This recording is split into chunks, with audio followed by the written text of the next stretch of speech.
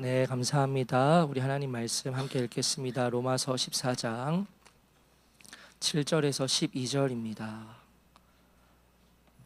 로마서 14장 7절에서 12절.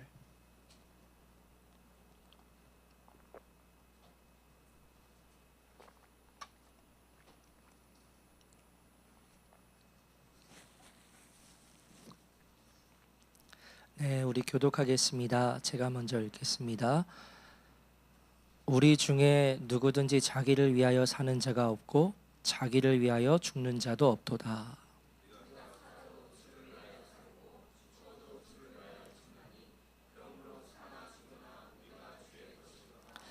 이를 위하여 그리스도께서 죽었다가 다시 살아나셨으니 곧 죽은 자와 산 자의 주가 되려 하심이라.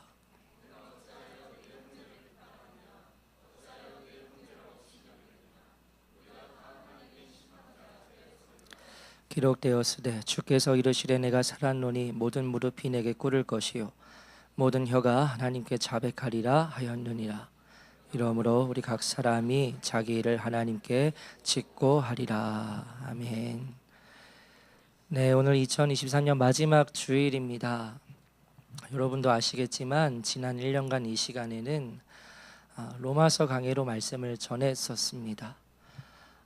강해인데요, 이 강해 형식을 보게 되면 그 설교자의 계획에 따라서 이 강해 틀이 듬성듬성 크게 구분을 해서 말씀을 전하는 경우가 있어요. 그래서 이번 주에는 로마서 1장, 다음 주에는 로마서 2장 그렇게 크게 구분을 해서 강해의 말씀을 나누는 경우가 있고요. 반면에 그 한 장의 말씀을 몇 부분으로 나누어서 아주 촘촘하고 자세히 나누는 경우가 있는데, 이제 아시다시피 저는 후자에 속하죠. 그래서 16장에 해당하는 로마서의 말씀을 1년 동안 계속해서 이렇게 이 시간에 나누고 있습니다. 개인적으로 1년간 같은 성경의 말씀으로 계속 말씀을 나누었던 것은 설교 사역을 시작하면서 저도 처음 경험하는 바인데요. 이와 같은 강의 형식의 말씀이 여러분에게 도움이 되기를 바라는 마음을 가지고 있습니다. 그래도 적어도 성경 본문을 읽어놓고는 본문과는 다른 소리는 하지 않으니까 그 점에 대해서는 좋지 않나 생각을 해요. 지난주에는 주 안에서 서로 용납해야 합니다 라는 제목으로 말씀을 나누었습니다. 당시의 로마 교회 안에서 다른 의미에서 분열이 일어났지요. 두 가지 일 때문이었는데요, 그것은 먹는 일과 그리고 나를 지키는 일 때문이었습니다. 잠시 간략하게 다시 배경을 말씀드리면, 아직도 구약의 율법에 얽매여서 채소만 먹는 사람들이 그때에 있었습니다. 바울은 그들을 가리켜 믿음이 연약한 자라고 그렇게 표현을 했지요. 반면에 우상에게 바쳐진 고기였음에도 불구하고 아무 거리낌도 없이 모든 것을 먹었던 사람들이 있었습니다. 그 사람들을 향해서는 바울이 믿음이 성숙한 자라고 여기고 그렇게 불렀어요. 그렇게 부르는 바울도 역시 이 믿음이 성숙한 자에 해당했던 사람이었습니다. 그런데 문제는 이 두 부류의 사람들이 서로를 향해서 아주 좋지 않게 바라보는 겁니다. 고기를 먹는 사람들은 채식만 고집하는 사람들을 향해서 업신여겼다라고 그렇게 나와요. 반대로 채식만 하는 사람들은 고기를 먹는 사람들을 향해서 비판을 하는 거죠. 우상에게 바쳐진 고기를 어떻게 먹느냐는 겁니다. 구약의 율법에 기록되어 있는데 왜 고기를 먹느냐는 겁니다. 그렇게 서로 분열이 일어나는 거죠. 이번 주에 어느 분께서 저에게 로마서 14장을 본문으로 말씀을 전하는 설교 영상을 보내주셨어요. 그래서 새벽 예배에 오면서 차 안에서 잠깐 설교를 들었는데요, 그 설교를 하셨던 분이 여러분도 잘 아실 만한 이정훈 교수님, 목사님 되셨나 봅니다. 그래서 목사님의 그 설교를 들었는데요, 아시는 분은 아시겠지만 이분은 불교계에 몸을 담고 있으면서 종교자유정책위원회인가요? 종자연이라는 그런 단체를 만드시고 아주 조직적으로 기독교를 공격했던 그러한 분이었습니다. 나중에 간증을 들으실 기회가 있겠지만 그랬던 분이 아주 놀라운 회심을 경험하게 되는데요. 이분이 회심을 하게 된 그 분기점이 뭐였냐면 죄에 대한 생각이 달라진 거였습니다. 죄라는 단어가 어느 날 순간 아주 나에게 새롭게 느껴졌다는 거죠. 예전에 기독교를 통해 듣게 되는 죄, 죄인, 웃기지 말라라고 그렇게 생각을 했는데 갑자기 죄에 대하여서 깨달음이 일어나면서 머리부터 발끝까지 자신의 모든 것이 그리고 세포 하나까지도 죄로 가득하다는 것을 자신이 알게 되었다는 겁니다. 그래서 자신이 죄인임을 깨달아 하나님 앞에 엎드려 회개하는 그러한 회심을 경험한 이후에 오히려 복음을 전하는 분이 되었는데요. 사실 저는 이 분에 대해서 처음에는 편견을 가지고 있었습니다. 회심을 했다는 분이 초기에 교제했던 분들이 제가 볼 때는 너무 한쪽으로 치우친 분들과 교제를 나누시는 것을 보고 좀 그렇다라고 생각을 했었는데 생각이 좀 바뀌었습니다. 아주 무엇보다 똑똑한 분, 그리고 정말 주님을 사랑하는 마음을 가진 분으로 알게 되었어요. 그래서 어쨌든 그분의 보내주신 설교 영상을 보게 되었는데 이 로마서 14장 저희가 지난주에 나누었던 말씀을 가지고 이렇게 말씀을 하시더라고요. 당시 로마 교회에서는 우상에게 바쳐진 고기를 먹지 않고 채식만 하는 사람들이 믿음이 연약한 자로 평가를 받았는데 오늘날 교회에서는 이러한 사람들이 오히려 더 큰 소리치고 막 다니면서 사람들을 정죄하고 다닌다는 겁니다. 지형이 바뀌었다는 거죠. 그래서 무엇만 해도 그리스도인이 그러면 돼? 그런 거 먹어도 돼? 예를 들어서 스타벅스 먹어도 돼? 세상의 것 멀리 해야지, 영화 같은 거 보면 돼? 하고 비판하고 정죄하는 문화가 교회 안에 많이 생겼고, 그러한 사람들이 로마 교회 안에서는 믿음이 연약한 자에 해당했는데 오늘날에는 그러한 믿음이 연약한 자에 해당하는 사람들이 마치 믿음이 있는 것처럼 사람들을 판단하고 정죄한다는 거죠. 맞습니다. 제가 볼 때도 그런 분들이 교회 안에 참 많이 있으십니다. 그런데 그 부분에 대해서 우리가 조금 더 세심하게 보아야 할 것이, 무조건 세상의 것이 나쁘고 그래서 세상의 것들을 이용해서는 안 되고 라고 생각을 하게 되면 그것은 옳지 않다는 겁니다. 왜냐하면 그것을 행하는 목적이 중요한 거죠. 그 목적이 무엇인가에 따라서 그 부정적으로 보이는 세상의 것이 쓰임을 받을 수 있기 때문에 그렇습니다. 그래서 예를 들어서 저는 몇 번 말씀을 드렸지만 개인적으로 우리가 세상의 문화에 대한 것들을 분별하기 위해서 접할 수 있어야 한다고 봅니다.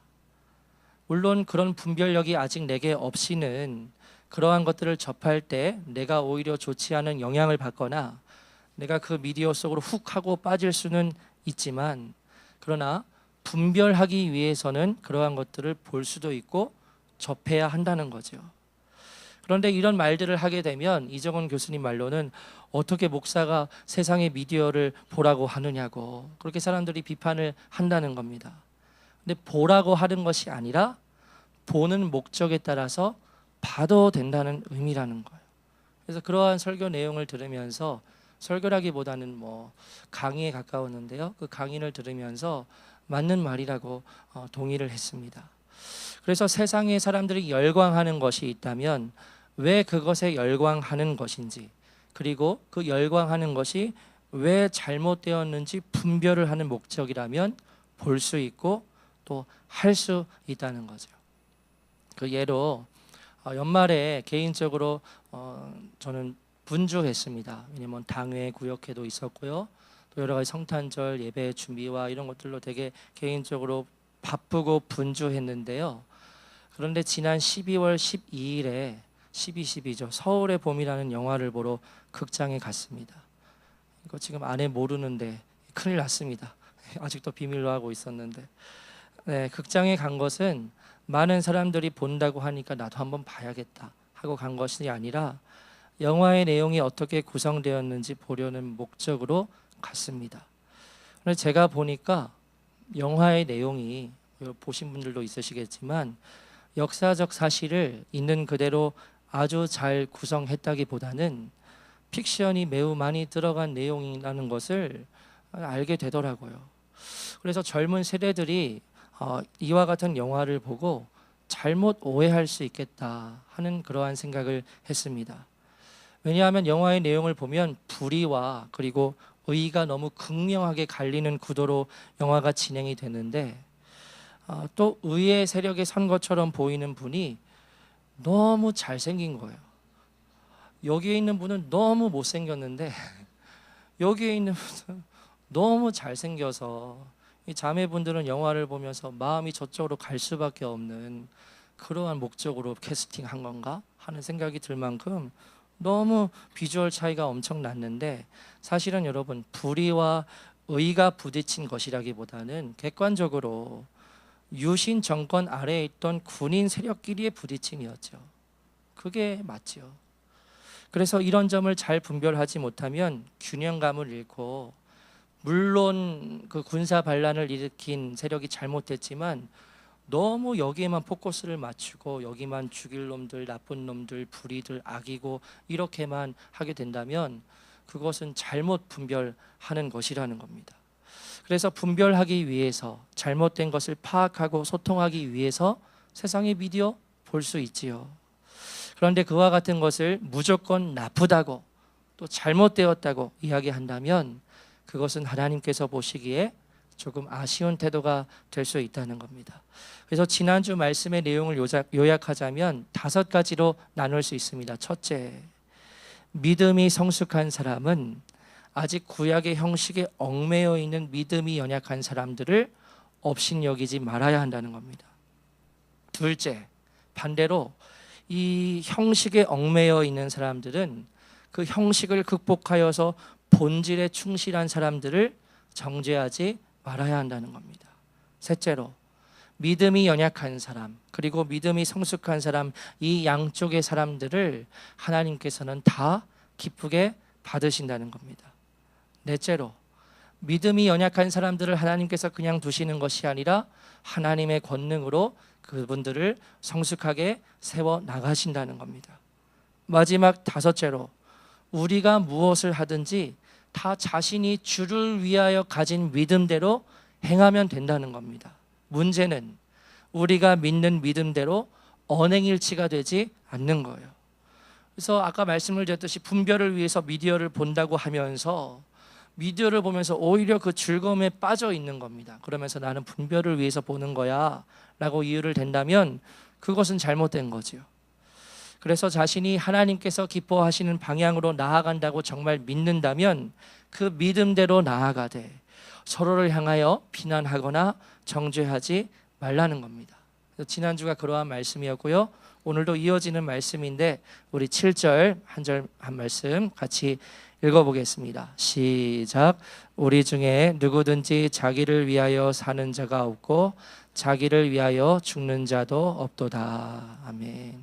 바울이 말합니다. 우리 중에, 여기서 말하는 우리는 로마 교회 안의 성도들을 말하는 거지요. 우리 중에 누구든지 자기를 위하여 사는 자가 없고 자기를 위하여 죽는 자가 없다는 겁니다. 여러분, 사람이라면 누구든지 다 자기 자신을 위해서 살아가거나 아니면 내 옆에 있는 소중한 가족을 위해서 살아가지요. 누구나 다 그렇습니다. 세상의 사람들은 자기를 위해서 살아가거나 자신의 가족을 위해서 살아가지요. 그 중에 또 별난 일들이 있다면 자신도 아니고 가족도 아니라 소외된 이웃을 위해서 평생을 헌신하는 사람들도 간혹은 있습니다마는, 바울이 말하고자 하는 것은 예수님을 믿는 믿음을 가진 성도인 우리는 자신을 위해 살아가지 않는다는 겁니다.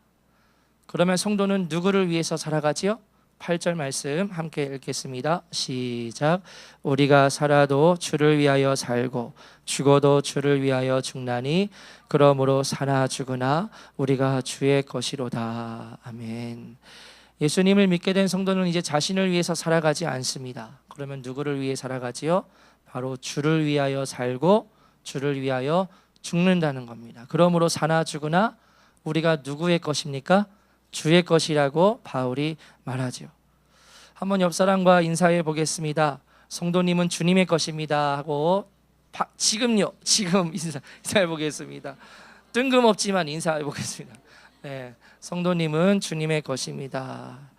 맞지요? 우리의 시간과 우리의 재정과 그리고 우리의 자녀, 지난 성탄절에 세례 간증을 하셨지만 두 부모님께서 이 세례를 받는 자녀는 내 자녀가 아니라 하나님의 자녀라는 분명한 믿음의 고백을 하시고 유아 세례를 진행했듯이 나의 자녀까지도 모두 다 나의 것이 아니라 주님의 것이라고 고백하는 거죠. 이틀 전 2023년 마지막 새벽 예배를 드리면서 그때 말씀 중에 한 목사님의 책을 인용했습니다. 카일 아이들먼이라는 목사님의 팬인가 제자인가라는 제목의 책을 인용을 했는데요. 여러분, 교회 안에 팬이 있고 그리고 제자가 있다는 겁니다. 팬의 특징은 자신을 위하여 예수님을 믿고 신앙생활을 한다는 겁니다. 그래서 초점이 자기에게 있습니다. 그래서 내가 원하는 것을 이 교회가 혹은 예수님이 채워줄 것이라고 생각을 해서 그 요소가 채워질 때 열광을 하는 거예요.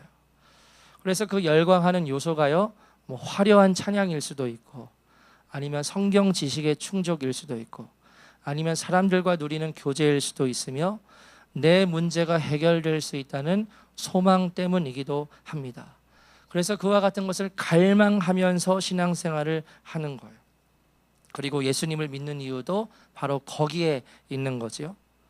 그러면 여기에 해당하는 팬들은 자신이 원하는 것을 충족받지 않는다고 느끼면 어떻게 반응할까요?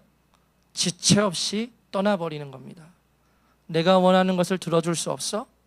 그러면 난 여기 있을 필요가 없고 믿을 필요가 없어 하고 지체 없이 떠나는 거예요.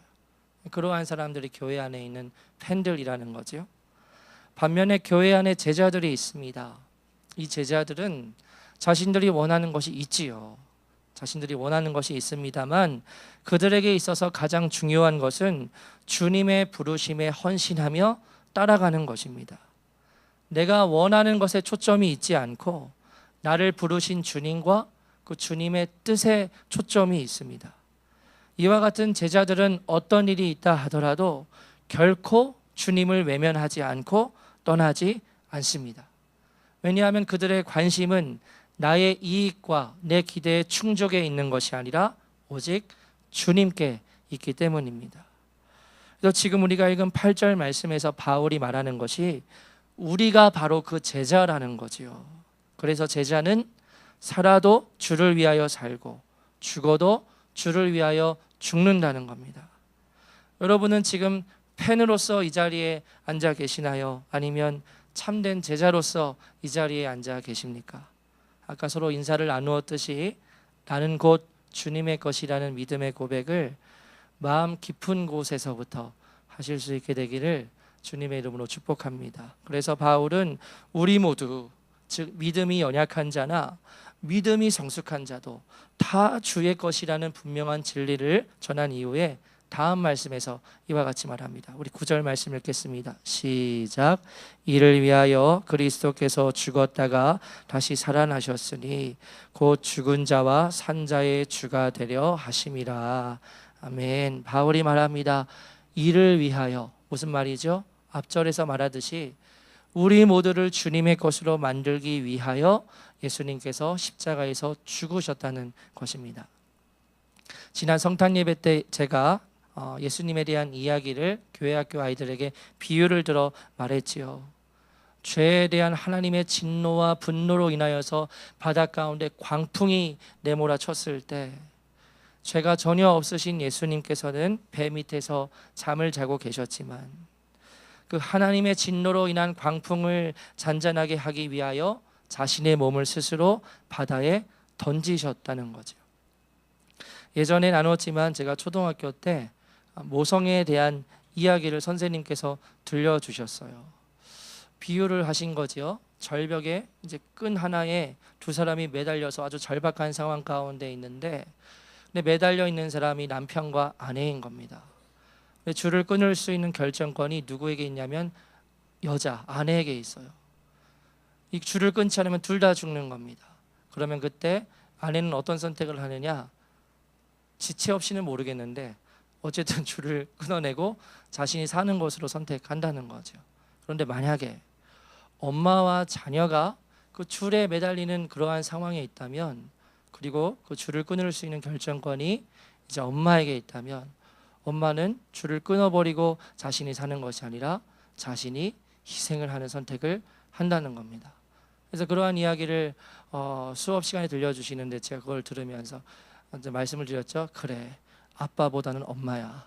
엄마에게 잘해야지. 이렇게 결론을 내렸다고 말씀을 드렸잖아요. 그래서 모성애가 너무나 놀라운 이야기이죠. 너무나 아름다운 이야기이고요. 그런 사랑을 우리가 자녀로서 받으면서 살아가는 거죠. 그런데 그 모성애보다 비교할 수 없는 놀라운 사랑을 받은 우리에게 있어서 사나 죽으나 주님을 위해 산다는 것은 너무나 당연한 이야기가 될 수밖에 없다는 겁니다. 그래서 바울이 그 점을 말하고 있는 거예요. 바울이 왜 우리 모두는 주님의 것이라고 말하는가? 우리가 그와 같은 은혜를 입었다는 거죠. 그래서 10절에서 이제 다시 본론으로 돌아가서 이제 현실을 이제 이야기합니다. 10절 말씀을 함께 읽겠습니다. 시작. 내가 어찌하여 내 형제를 비판하느냐? 어찌하여 내 형제를 업신여기느냐? 우리가 다 하나님의 심판대 앞에 서리라. 아멘. 바울은 10절 말씀에서 교회 안에서 서로를 향해 비판하고 업신여기는 두 그룹의 모든 사람들에 대해서 다시 말하지요. 먼저는 채식만 고집하고 있는 사람들을 향해 말합니다. 내가 어찌하여 너의 형제를 비판하느냐? 그 다음은 모든 것을 다 먹으면서 채식하는 사람들을 향해 업신여기는 사람들을 향해 말합니다. 내가 어찌하여 내 형제를 업신여기느냐? 바울이 말하는 것은 우리 모두 다 주님의 것이고 사나 죽으나 주님을 위해 살아가는 이들이기 때문에 서로 비판을 하거나 업신여기지 말라는 겁니다. 우리 모두의 삶은 주님을 향해 있기에 우리 모두를 하나님께서 성숙하게 세워 가실 것이라는 겁니다. 그러면서 서로를 향해 책망하지 말아야 할 또 한 가지의 중요한 이유를 하반절에서 말하고 있죠. 그것이 무엇입니까? 우리가 다 어디에 섭니까? 하나님의 심판대 앞에 서게 된다는 거예요. 여러분 맞지요? 우리 모두는 다 하나님의 심판대 앞에 서게 됩니다. 이게 무슨 말이야? 예수님을 믿는 사람들은 심판대 앞에 안 서는 것 아닌가? 지옥 갈 사람만 심판대 앞에 서는 것 아닌가? 아닙니다. 모두 다 서게 됩니다. 여기 있는 우리들도 마찬가지예요. 우리 모두 다 하나님의 심판대 앞에 다 서게 될 겁니다. 그러면 그 하나님의 심판대 앞에 서게 되었을 때 우리가 무엇을 하게 되는 걸까요? 그 다음 11절 구약의 말씀을 인용하는 건데요. 읽겠습니다. 시작. 기록되었으되 주께서 이르시되 내가 살았노니 모든 무릎이 내게 꿇을 것이요 모든 혀가 하나님께 자백하리라 하였느니라. 아멘. 이사야 45장 23절 말씀을 바울이 인용을 합니다. 모든 무릎이 내게 꿇을 것이요 모든 혀가 하나님께 자백하리라. 여기서 자백한다는 말은 본래 의미는 찬양한다는 의미이지만 하나님 앞에서 고백한다는 의미이기도 합니다. 그래서 바울은 이 이사야서의 말씀을 인용하면서 우리가 하나님의 심판대 앞에 서게 될 때 행하게 될 일을 오늘 본문 마지막 구절에서 결론으로 말하는데요. 12절 말씀입니다. 읽겠습니다. 시작. 이러므로 우리 각 사람이 자기 일을 하나님께 짓고 하리라. 아멘. 우리 모두가, 여러분 우리입니다. 우리의 이야기입니다. 우리 모두가 마지막 때 하나님의 심판대 앞에 서게 될 때 어떤 일을 행하게 된다는 거지요? 짓고 하리라. 즉 사실대로 우리가 행한 일을 하나님 앞에서 고백하게 된다는 겁니다. 그래서 이와 같은 말씀은 어떻게 보면 우리에게 있어서 굉장히 두려운 말씀이 될 수 있지요. 우리가 행했던 모든 일들을 하나님 앞에서 다 아뢰어야 한다는 겁니다. 만약 우리 모두 여러분께서 하나님의 심판대 앞에 서게 되신다면 하나님 앞에 모두 다 아뢰일 준비가 되셨나요? 바울이 왜 이 이야기를 결론으로 내고 있지요? 그렇기 때문에 우리가 행하는 일들, 우리의 밖으로 내뱉는 말들, 또 우리가 쉽게 하는 행동들, 이 모든 것들을 살아계신 하나님 앞에서 행하게 된다는 것을 기억하라는 겁니다. 바울이 왜 이런 말씀을 로마 교회 성도들에게 전하고 있지요? 지금 서로 비판하고 서로 업신여기고 있거든요. 우리 모두 다 주님을 위해 살아가는 성도인데 서로를 향해서 지금 잘못된 일들을 행하고 있는 겁니다. 그리고 그 모든 것들을 다 하나님께서 보고 계신다는 겁니다. 그리고 마지막 심판대 앞에서 우리가 행했던 그러한 모든 일들을 하나님 앞에서 직고하리라, 다 고백하게 된다는 거죠. 그렇게 바울이 말합니다. 교회 안에 있는 형제나 자매를 비판하고 업신여기는 마음을 우리 모두 다 조심하자는 거예요. 믿음이 성숙한 자가 믿음이 연약한 자를 향하여 업신여기지 말아야 하고, 믿음이 연약한 자가 성숙한 자들을 향해 정죄하고 판단하지 말아야 합니다. 이것은 하나님 앞에서 정말 큰 죄가 된다는 거죠. 왜냐하면 우리 모두는 다 주님의 것이고 주님을 위해 살아가는 성도요 한 형제 자매들인데, 서로를 향해 그렇게 행한다면 나 자신이 바로 하나님의 자리에 앉아 있는 것과 마찬가지라는 겁니다. 그래서 여러분, 다름의 영역이 있을 때, 틀림의 영역이 있을 때는 여러분 그것에 대해서는 분별을 해야 되죠. 분별하고 지혜롭게 그 틀린 부분을 말해줄 수 있어야 하죠. 그런데 다름의 영역이 있을 때, 그래서 그 부분을 발견하게 될 때 우리는 하나님께서 분명히 우리 자신을 포함하여서 우리 모두를 하나님의 권능으로 세워가시고 우리 모두 성숙하게 만드실 것이라는 믿음을 가지고 실제적으로 우리가 서로를 위해서 기도해 줄 수 있어야 합니다. 그래서 이것을 말씀드리기 위함이에요. 서로를 위해서 기도해 줄 수 있어야 한다. 그것이 오늘 설교의 적용이라 할 수 있겠습니다. 말씀을 정리하려는데요, 여러분, 이와 같은 다름에서 오는 교회 안의 갈등이 로마 교회 안에만 있었던 건 아니지요. 오늘날 교회 안에서도 얼마든지 이런 다름의 문제로 서로를 향해 판단하고 업신여기는 그런 모습을 우리가 간혹 봐요. 예를 들어서 여러분, 대표 기도는 종이에 적어서 해야 할까요? 아니면 성령님의 감동을 받아서 그 자리에서 해야 할까요? 뭐가 맞는 겁니까? 맞고 틀린 문제입니까? 다른 문제입니까? 다른 문제이죠. 근데 이거 가지고 막 싸워요. 여러분, 기도를 할 때 소리를 크게 내어서 방언으로 기도하는 게 좋습니까? 아니면 조용히 묵상하면서 기도하는 것이 좋습니까? 뭐가 더 좋지요? 뭐가 맞고 뭐가 틀린 거죠? 우리가 찬양을 부를 때 찬송가만을 많이 불러야 할까요? 아니면 최신의 찬양을 부르는 것도 괜찮을까요? 이 부분에 대해서 악기 풀세트로 최신 찬양을 부르는 것은 마귀의 음악이다 라고 딱 집어서 말씀하시는 분들이 여러분 생각보다 굉장히 많으십니다. 우리 아까 마귀의 음악 한 겁니다. 풀세트로 최신 찬양. 맞는 겁니까? 틀리다고 정지하는 할 수 있는 그러한 내용입니까? 아니지요. 마음의 중심이 중요한 거지요. 찬송가를 부르든 최신의 찬양을 부르든 마음을 다해 우리가 하나님 한 분을 높이며 찬양할 수 있다면 그 찬양을 다 하나님께 올려드리는 우리 믿음의 고백이 되는 거지요. 여러분, 주일에 돈 쓰고 밥 사 먹는 거 해야 할까요? 하지 말아야 할까요? 이것에 대해서 자유하신 분들이 대다수일 겁니다. 그런데 아직도 주일에는 웬만하면 돈을 쓰지 않는 성도님들이 있으세요. 그분들은 그분들 나름대로의 믿음으로 그렇게 행하시는 거예요. 그런데 그런 성도님들을 보면서 아유 어리석다 하고 우리가 업신여겨도 되는 걸까요? 아니라는 겁니다. 그분들의 모습을 인정하고 존중하는 겁니다. 다만 조금 부족한 부분이 있다면 하나님께서 저 성도님의 믿음을 친히 성숙하게 만드실 것이라는 믿음을 가지고 적용, 무엇을 해야 합니까? 중보하고 기도해 줘야 하는 거죠. 저는 우리 교회 공동체가 이와 같은 믿음의 공동체가 되었으면 좋겠습니다. 서로의 다름을 인정하고 우리 모두는 주님의 것이라고 고백하면서 함께 서로를 위해 기도하고 중보해 줄 수 있는 그런 믿음의 공동체가 되기를 원합니다. 기억하시는지 모르겠지만 2023년 1월 첫 주에 전했던 설교의 말씀이 주제가 교회에 대한 말씀이었어요. 그때 참 아픈 마음으로 말씀을 전했던 기억이 아직도 있습니다. 교회에 대해서 말씀을 전했는데 오늘 2023년 마지막 주일에 또 교회에 대한 말씀으로 마무리하게 되는 것 같습니다. 주님의 뜻이 있으리라 생각을 해요. 바라기는 지금 옆에 앉아 계시는 성도님들을 주 안에서 한 몸이요 한 형제 자매로서 더욱 귀히 여기며 서로를 위해 중보하는 우리 교회가 되기를 원합니다. 하나님께서 반드시 우리 모두를 또한 우리 교회를 그와 같이 성숙하게 세워 나가실 것입니다. 우리 함께 찬양하고 기도하겠습니다.